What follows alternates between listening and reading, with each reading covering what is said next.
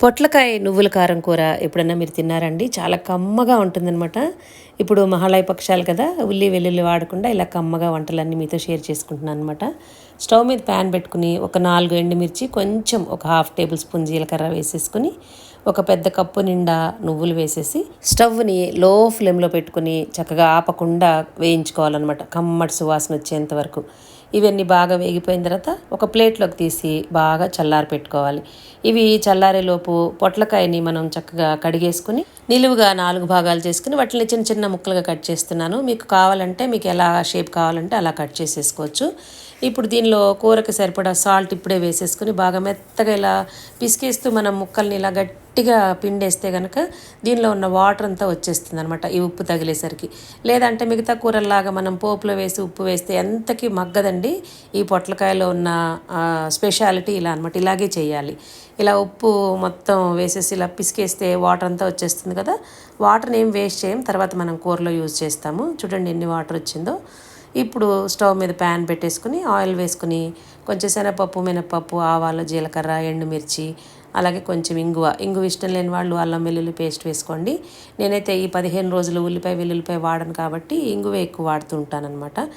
ఇప్పుడు ఇలా ఇంగువ వేసేసిన తర్వాత కొంచెం కరివేపాకు వేసేసి ఈ పోపు అంతా చక్కగా దోరగా వేగిపోయిన తర్వాత మనం ఉప్పేసి పిసికేసి పెట్టుకున్నాం కదా ముక్కలన్నీ వేసేసి అప్పుడు మొత్తం అంతా కలిపేసుకోవాలి. ఇంకా ఇప్పుడు మనం ఉప్పు వేయాల్సిన అవసరం లేదండి.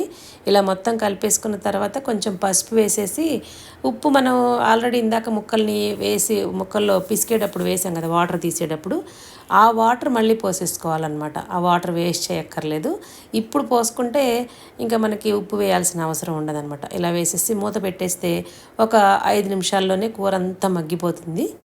మధ్య మధ్యలో మూత తీసి కలుపుకుంటూ ముక్క మెత్తపడిపోయింది అనుకున్నప్పుడు మనం ఇందాక నువ్వులన్నీ వేయించి చల్లారి పెట్టుకున్నాం కదా, ఆ నువ్వుల్ని మిక్సీ జార్లో వేసుకుని మెత్తని పౌడర్ లాగా గ్రైండ్ చేసుకోవాలన్నమాట. ఈ పౌడర్ని ఈ కూర అంతా మగ్గిపోయిన తర్వాత మాత్రమే ఒక 2-3 టేబుల్ స్పూన్స్ వేసేసుకుని, ఏమన్నా ఎంతో అంత మిగిలిందనుకోండి దానిలో కొంచెం సాల్ట్ వేసేసి వేడనల్లో కొంచెం ఈ పొడి వేసుకుని నెయ్యి వేసుకుని తింటే కూడా చాలా కమ్మగా ఉంటుందండి. నువ్వులు బోన్స్కి అన్నిటికీ కూడా చాలా మంచిది కదా, చాలా హెల్దీ ఫుడ్. మనకి నువ్వుల వల్ల చాలా ప్రయోజనాలు ఉన్నాయి. మనం ఆల్రెడీ నువ్వు పొడి, అలాగే ఫ్లాక్ సీడ్స్ పొడి ఇవన్నీ చేసుకున్నప్పుడు దీనిలో ఉన్న బెనిఫిట్స్ అన్నీ చెప్పుకుంటూనే ఆ పొళ్ళన్నీ చేసుకున్నాం కదా. మన ఛానల్లో రకరకాల వంటలతో పాటుగా రకరకాల పొళ్ళు కూడా ఉన్నాయండి. మీకు ఎవరికైనా కావాలనుకుంటే ఒక్కసారి మన ఛానల్ని విజిట్ చేయండి. ఈ కమ్మనైన పొట్లకాయ నువ్వు పొడి కూరని ఘాటైన పిండి మిరియంతో లాగించేస్తామండి. నెక్స్ట్ వీడియోలో పిండి మిరియం ఎలా తయారు చేయాలి అనే విషయాన్ని చూద్దాము. ఇలాంటి ఈజీ అండ్ టేస్టీ రెసిపీస్ కోసం మన ఛానల్ని సబ్స్క్రైబ్ చేసుకోండి. Thank you for watching.